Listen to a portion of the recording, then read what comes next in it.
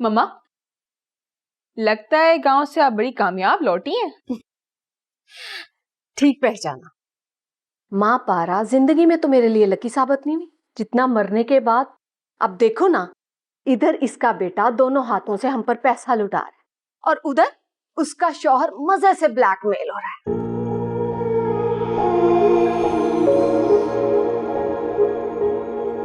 तुम बताओ, मेरे जाने के बाद हारून से मुलाकात की?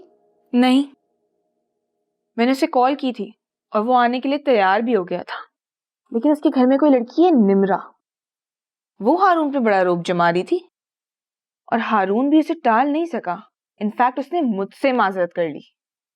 अच्छा,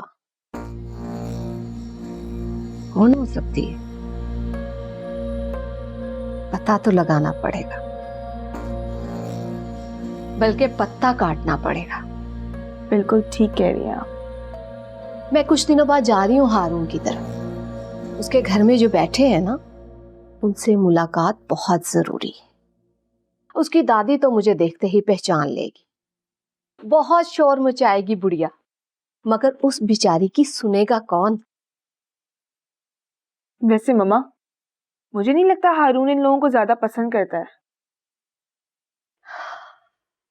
महापारा ने जब हारून को छोड़ा था, बहुत छोटा था, मगर उसने जाते जाते हारून के दिल में दादी की नफरत डाल दी थी। वक्त के साथ साथ हारून की नफरत कम नहीं हुई, वो अपनी माँ की बातों को नहीं भूला। लेकिन मम्मा, माँ पारा ने तो वो घर और वो बच्चा अपनी मर्जी से छोड़ा था ना, तो फिर उन्होंने ऐसा क्यों किया? माँ पारा ने सीधे साधे बंदे इनाम रबानी को अपनी मोहब्बत में फंसाकर उससे शादी की थी और उसकी दादी इस शादी के खिलाफ थी। वो माँ पारा को कबूल भी कर लेती अगर वो उनकी खानदानी रवायात पर चलती और मशरकी बीवी होने का रूप ढाल लेती। क्यों भाई, क्यों ढाल लेती? बस ऐसे ही?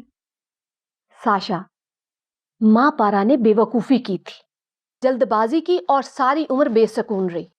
अब देखो ना, हारून का बिजनेस, रहन सहन, लाइफस्टाइल, मुझे लगता है कि इनाम रबानी की जिंदगी में ये तरक्की शुरू हो गई होगी। काश काश इनाम रबानी जैसा बंदा मुझे मिल जाता। कसम से मैंने तलाक नहीं लेनी थी, बल्कि मैंने तो ऐसी चाल चलनी थी कि वो अपनी माँ और बहन को छोड़कर सिर्फ मेरा हो जाता। वाह भाई। साइका बेगम हूं मैं,